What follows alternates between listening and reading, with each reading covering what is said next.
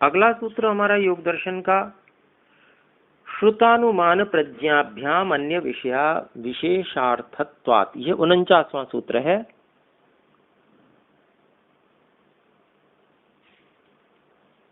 और इसकी भूमिका में महर्षि व्यास जी कहते हैं सा पुनः। अब जो चर्चा चल रही थी वो किसकी चल रही थी? ऋतंभरा प्रज्ञा की। तो वह, इसीलिए सा कहा स्त्रीलिंग में, वह जो ऋतंभरा प्रज्ञा है उसके बारे में और बात बता रहे हैं। तो वो कैसी है, उसकी क्या विशेषता है? तो इसकी विशेषता बताते हुए महर्षि पतंजलि कहते हैं श्रुत अनुमान प्रज्ञाभ्याम अन्य विषया विशेषार्थत्वात्।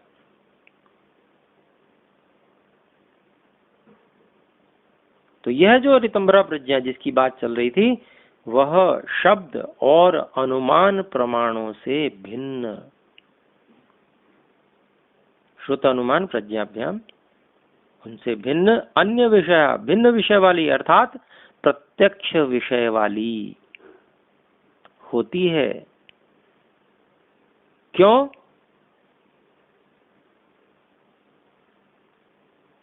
विशेषार्थत्वात्, इसका विशेष प्रयोजन होने से। क्या तो अर्थ का हम प्रयोजन अर्थ कर सकते हैं, या हम अर्थ का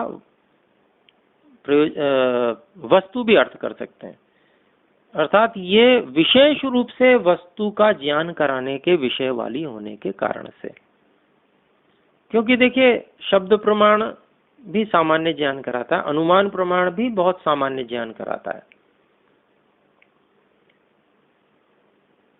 लेकिन जो प्रत्यक्ष है उसमें तो आप कैसे भी देखिए उसको, जितनी शंकाएं हैं सब वहां पर एकदम समाप्त हो जाती हैं, सबका समाधान हो जाता है प्रत्यक्ष में। तो ऐसे विषय वाली यह ऋतंभरा प्रज्ञा होती है। तो इसके बारे में, ये तो महर्षि पतंजलि ने जो सूत्र बनाया उसका भाष्य करते हैं महर्षि व्यास जी। तो महर्षि व्यास जी कहते हैं जो शब्द प्रमाण है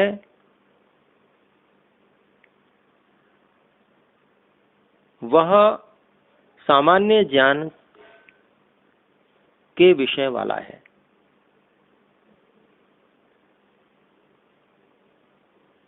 शब्द प्रमाण से बहुत अधिक स्पष्टता से हम किसी वस्तु को नहीं जाना सकते। मान लीजिए मैं कुछ शब्द बोल रहा हूं, आप कुछ समझ रहे हैं, ठीक है, समझ रहे हैं, आप कुछ कुछ समझ रहे हैं, लेकिन ये बहुत सीमित है। और प्रत्यक्ष जब होगा तो सारी जो ग्रंथियां हैं, सारी गांठें खुल जाएंगी। तो ये जो शब्द प्रमाण है, चाहे ऋषियों का है, चाहे वेद का, परमात्मा का है, वो एक सीमित ज्ञान कराता है, वो हमें रास्ता बताने के लिए है। कस्मात, कैसे?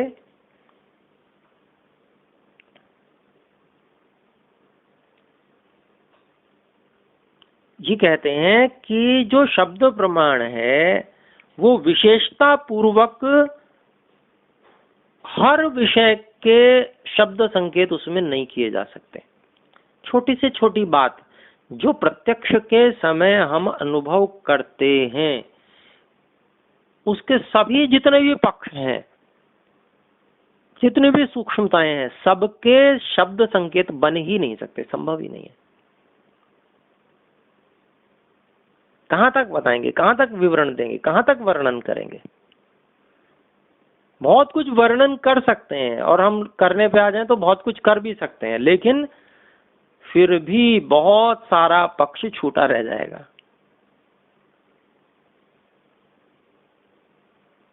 तो यही कह रहे हैं कि सारी जितनी भी वहां परिस्थितियां हैं, उन सबके शब्द संकेत बनाए ही नहीं गए हैं, बन ही नहीं सकते। ये महर्षि व्यास जी कहते हैं। और इसी तरह से अनुमान प्रमाण भी सामान्य विषय वाला ही है। उसका उदाहरण देते हैं कि भाई जहां पर ऐसा हमें दिख रहा है कि कोई व्यक्ति पहुंचा हुआ है, तो उससे हमें ये पता चलता है कि ये गति करके ही पहुंचा है। ये अनुमान हुआ। पहुंचेगा कैसे व्यक्ति? तो गति करके पहुंचेगा। फिर दूसरी बात,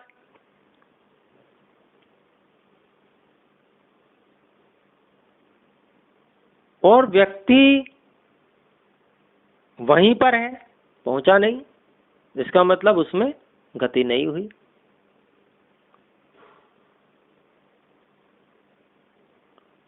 तो यह जो बात है बड़ी सामान्य ज्ञान करा रही है गति के विषय में। गति हुई थी, गति नहीं हुई थी। अगर गति हुई थी तो कैसी गति थी, कितना वेग था, समय कितना लगा, ये कोई जानकारी नहीं आएगी। तो ये केवल सामान्य ज्ञान कराता है। तो अनुमान जो है वो बहुत सामान्य सा छोटा सा ज्ञान कराकर निपट जाता है, बस उतना ही है, उससे आगे कुछ नहीं। तो इसलिए जो शब्द प्रमाण है और अनुमान प्रमाण है, यद्यपि वो बताते सब सत्य ही हैं, लेकिन उनकी बहुत सीमा है। तो उसमें कोई बहुत इतनी विशेषता नहीं है जैसी विशेषता प्रत्यक्ष में होती है। फिर और क्या कहते हैं महर्षि व्यास जी कि जो शब्द प्रमाण और अनुमान प्रमाण है वह, और उसके साथ में जो लौकिक प्रत्यक्ष है, इंद्रियक प्रत्यक्ष, 5 इंद्रियों से होने वाला जो प्रत्यक्ष है, ये भी बहुत सीमित है। इसकी भी सीमा दिखा रहे हैं। केवल श्रुत और अनुमान की सीमा नहीं दिखा रहे हैं।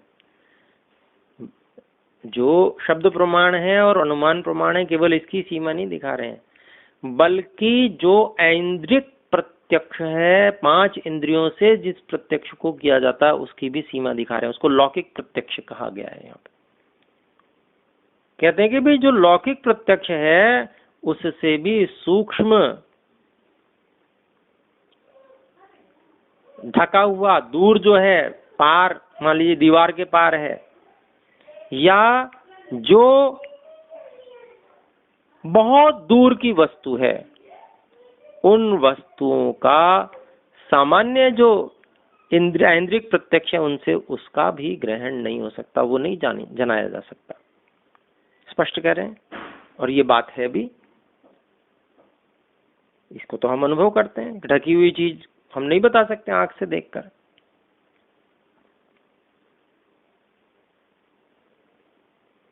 या हम आंख पे पट्टी बांध ले तो नहीं बता सकते, कैसे भी कर लीजिए, चाहे वस्तु ढक दीजिए चाहे आंख में पट्टी बांध दीजिए, बात एक ही है।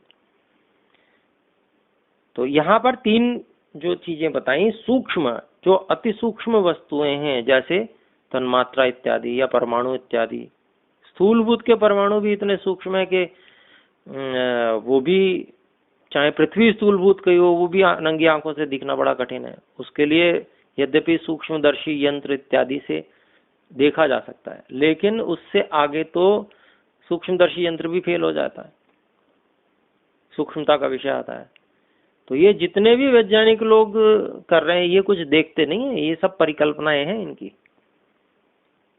कि उसके बाद में फोटोन, फोटोन के पहले उसके बाद में क्वार्क, फिर उसके बाद में क्या जो भी एनर्जी तक पहुंचते हैं ये लोग, फिर उसके बाद में इन्होंने अब गॉड पार्टिकल कहना शुरू कर दिया। ये सब इनकी परिकल्पनाएं हैं, साक्षात्कार कुछ नहीं है इनको।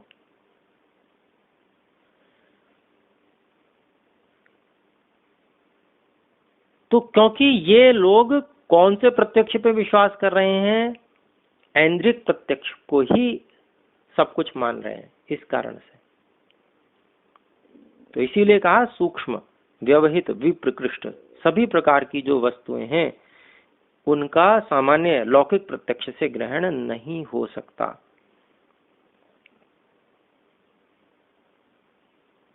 और फिर कहते हैं कि अगर इनको सामान्य ऐन्द्रिक प्रत्यक्ष से नहीं देखा जा पा रहा है तो इसका मतलब ये नहीं है कि ये है ही नहीं। कई लोग ये कहते हैं कि नहीं दिखता, वो उसको मानते ही नहीं, तो कहते हैं कि भाई ऐसी बात थोड़ी है कि हम जिसे नहीं देख पा रहे हैं तो भी वो नहीं है, पर वो भी है। तो ऐसा नहीं हो सकता कि भाई सामान्य जो प्रत्यक्ष है, जो हमारा लौकिक प्रत्यक्ष है, उससे हम किसी चीज को न देख पाए तो वो है ही नहीं, ऐसा नहीं है। वे जो सूक्ष्म तत्व हैं वे समाधि से ग्रहण करने योग्य हैं, ये बात स्पष्ट यहाँ पर कही गई है। समाधि प्रज्ञा निर्ग्राह्य, समाधि से बुद्धि से उनका साक्षात्कार किया जाता है, और जो वह साक्षात्कार होता है वह विशेष साक्षात्कार होता है, प्रत्यक्ष होता है वो, और उससे विशेष ज्ञान होता है। तो वो क्या क्या हो सकता है? वो सूक्ष्म भूतों का साक्षात्कार हो सकता है, या जीवात्मा का भी साक्षात्कार हो सकता है। इसलिए ये जो ऋतंभरा प्रज्ञा है, यह श्रुत और अनुमान इन ज्ञानों से भिन्न विषय वाली, उत्कृष्ट विषय वाली, सूक्ष्मता से जनाने वाली, सत्य को ही धारण कराने वाली ये है, क्योंकि यह विशेष रूप से पदार्थों का ज्ञान कराती है। तो कितनी अच्छी बात यहाँ पर हमें 49वें सूत्र में ये बताई, बहुत स्पष्ट करके, कि ऐन्द्रिक प्रत्यक्ष जो लौकिक प्रत्यक्ष है, इससे भिन्न विषय वाला यह प्रत्यक्ष है, ये स्पष्ट रूप से यहाँ बताया गया।